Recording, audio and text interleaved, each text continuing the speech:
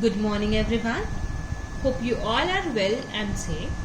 So, as you remember that yesterday we have completed Amanda.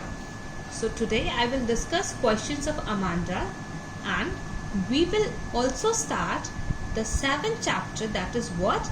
Glimpses of India. Glimpses मतलब झलक, किसी चीज की क्या झलक, glimpses of India.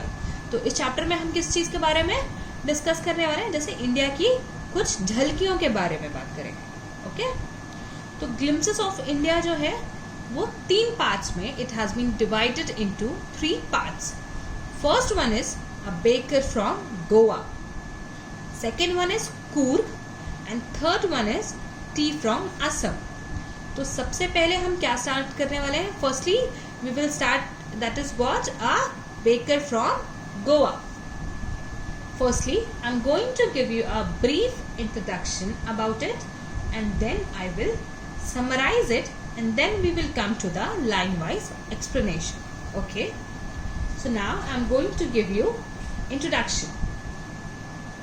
Glimpses of India gives 3 different pictures of India, of a personality, a place, and a product. That is what a baker from Goa is the pen portrait of a paddle, a Goan baker, a sweet remembrance of good old Portuguese days, and their famous loaves of bread. Next one is what? Coorg. Coorg is a pictorial account of the coffee producing small region of Karnataka state, also famous for its rainforests and spices. Another one is what? Tea from Assam.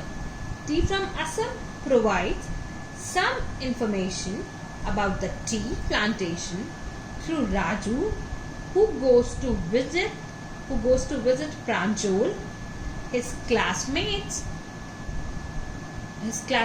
native place in Upper Assam during the summer vacation. Pranjal's father is a manager of a tea garden. This is what I have given. This is what I have given the introduction of all the 3 parts of this chapter. A baker from Goa, Coorg, and a tea from Assam. Now I'm going to summarize a baker from Goa. So listen it carefully. Goa is very much influenced by the Portuguese. These traditional work can be still seen there. The Portuguese are famous for preparing the loaves of bread. We can come across the makers of bread in Goa.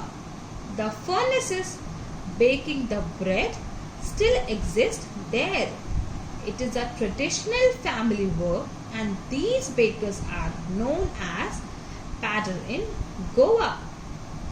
The writer or the narrator tells about his childhood days in Goa, when the baker used to be their friend.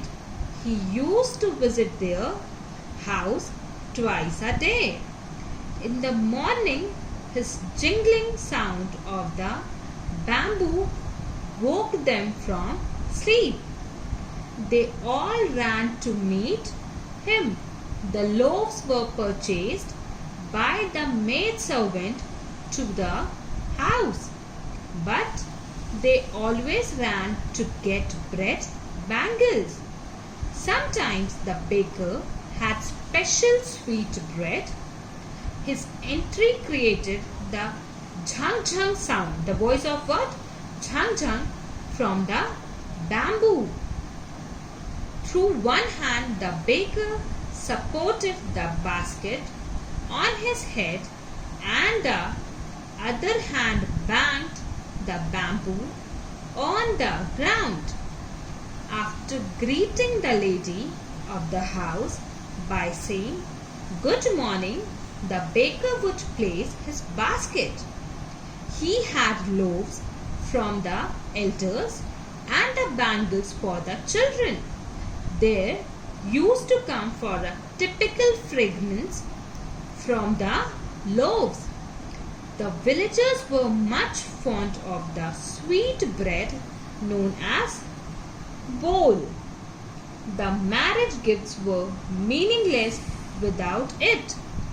So the baker's furnace in the village was the most essential thing. The lady of the house prepared sandwiches on the occasion of her daughter's engagement. Cakes and bolinhas form important items on various occasions like Christmas and other festivals. Cakes and bolinhas are what? These are the dishes, okay? In those days, the bread seller wore a particular dress known as kabai. Kabai is the dress which is worn by the seller, okay? Bread seller. It was a single piece long frock up to the knees. Even today they can seen wearing a half pant that reaches just below the knees. People usually comment that he is dressed like a padder. The baker would collect his bill at the end of the month. They recorded their accounts on the wall in pencil. Baking was a profitable profession in old days. The baker and his family never starved and they looked happy and prosperous.